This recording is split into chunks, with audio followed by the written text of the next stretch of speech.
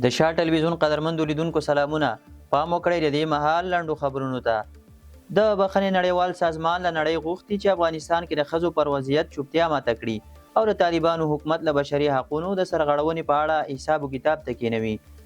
په اعلامیه کې راغلي چې د طالبانو حکومت په تیرو څه باندې 3 کلونو کې د بشري حقونو د سرغړونې د جنسیت پر بنسټ ځورونې له عامه ژوند د ښځو ایستل سانسور او ګڼ نور بندیزونه او محدودیتونه لګولي دي.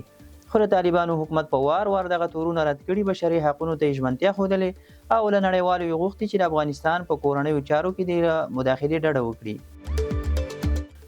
د پاکستان له زندانونو 6 افغان بندیان راخوشي شوي او هیواد ته راستانه شوي دي. د طالبانو حکومت د کډوالو او بیرته راستنېدونکو چارو وزارت نن شنبه په یوه اعلامیه کې ویلي چې د پاکستان له بېلابېلو زندانونو یې 6 افغان بندیان خوشي کړي دي. یاد وزارت ویلي چې دغه کسان د قانوني اسنادو د نه لرلو له امله د پاکستان په بېلابېلو سیمو کې نیول شوي وو چې هیواد ته په راستنېدو سره خپلو سیمو ته لیږدول شوي او د همکارو بنسټونو له لوري ورسره بشري مرستې هم شوي دي. که څه هم دا مهال د پاکستان په پلازمینه اسلام آباد او راولپنډۍ کې د پولیسو لخوا د تیرو 2 اونیو په پرتله د افغان کډوالو د نیولو لړۍ ورو شوي خو یو مخ نه ده درېدلې. یو افغانه میرمن چې په کراچۍ کې له خپل کوچني ماشوم سره یو ځای زنداني وخوشي شوه. په کراچۍ کې د طالبانو حکومت غوسنګرۍ په خپله ایکس پاڼه لیکلي چې د یو ماشوم او میرمنې په ګډون 3 تنه افغانان چې له 2 کلونو را په دېخوا د کراچۍ زندانونو کې بندیانو د یادې کونسلګرۍ په هڅو خوشي او افغانستان ته ولېږدول شول. کونسلګرۍ زیاتوي دغه 3 تنه د قانوني اسنادو د نه لرلو په تور نیول شوي وو او له خوشي کېدو وروسته د چمن له لارې افغانستان ته ولېږدول شول. د معلوماتو له مخې د یادې کونسلګرۍ په هڅو په تیرو 2 کلونو کې 4268 افغانان چې له ډلې ماشومان او ښځې هم دي له سین ایالت له مختلفو زندانونو خوشي او خپل هیواد ته لیږدول شوي دي. د قانون او پیټرول وزارت وایي چې په تیرو 3 کلونو کې د سیمنټو په برخه کې 15 لوی قراردادونه کړي دي. دغه وزارت ویان همایون افغان ویلي چې یاد قراردادونه په کندهار، هرات، جبل سراج، جوزجان او لوګر ولایتونو کې له کورنیو او بهرنیو شرکتونو سره لاسلیک شوي دي. د افغان په خبره د سیمنټو د نویو کارخونو په جوړېدو سره به هره کارخونه په ورځني ډول د 2 څخه تر 10,000 ټنو سیمنټو د تولید ظرفیت ولري چې پر بنسټ به زیات شمیر هیوادوالو ته د کار زمینه برابره شي. پنجشیر کې د راستنېدونکو افغان کډوالو لپاره ښارګوټی جوړیږي. د کډوالو او راستنېدونکو چارو وزارت وایي د پنجشیر په انابه ولسوالۍ کې د کډوالو لپاره ښارګوټی جوړوي.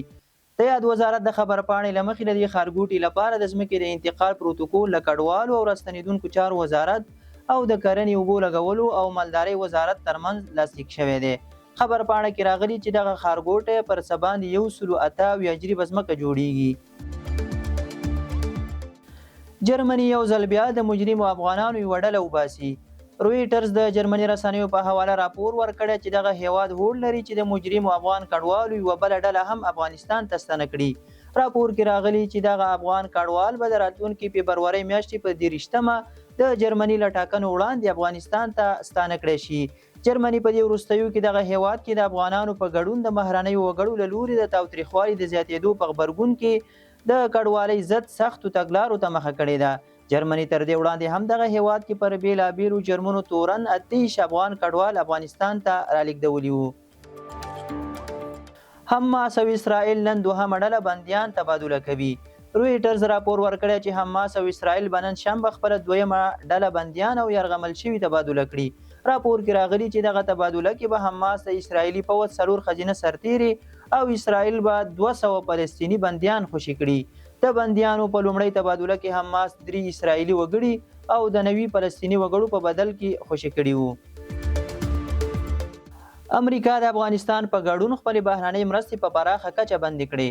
رویټرز خبري اژانس راپور ورکړی چې د متحده ایالاتو د بهرنیو چارو وزارت پرون جمعه د متحده ایالاتو ولسمشر ډونالډ ټرمپ د بهرنیو مرستو د ځنډولو په اړه د بیا کتنې له امر وروسته د ټولو شته بهرنیو مرستو لپاره کار د درولو امر ورکړ. د رویټرز د راپور پر بنسټ په یو ټیلیګراف پیغام کې چې د امریکا د بهرنیو چارو وزارت د بهرنیو مرستو دفتر لخوا چمتو شوی اسرائیل او مصر ته د پوځي تمویل معافیت صادر شوی دی.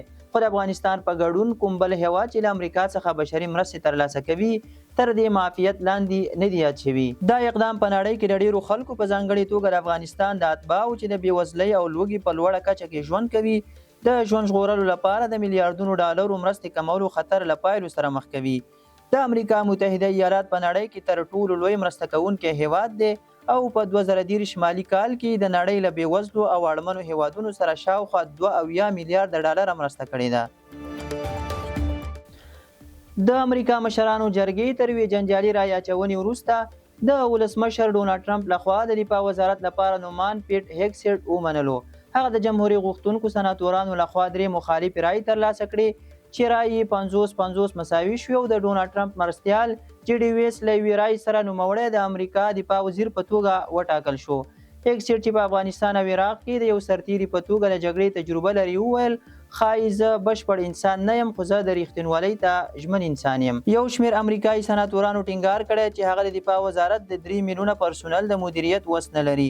همداراز هیګسیټ په ډیرو الکولو څښلو او جنسي ځورونې هم تورن دی او د طالبانو سرسخت مخالف ګڼل کیږي. دا په داسې حال کې ده چې ټرمپ هیګسیټ یو وړ کس بللی او له هغې دفاع کړې ده.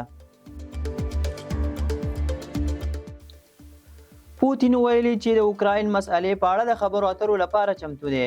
د روسیې ولسمشر ولادیمیر پوتین د جنورۍ په 23 نیټه رسنیو ته ویلي چې هیواد د اوکراین مسئلې په اړه د خبرو اترو لپاره چمتو دی خو اوس اوکراین د خبرو اترو پر وړاندې ستونزې جوړوي. د روسیې د بهرنیو چارو وزیر سرګی لاوروف په همدې ورځ د دغه هیواد د ډیپلوماټیکو لاسته راوړنو د خپرېدو په غونډه کې وویل چې تر اوسه نه دي لیدل شوي چې اوکراین یا لویدیځ هیوادونه د یادو خبرو اترو لپاره کوم اغیزمن تدبیر نیولی وي.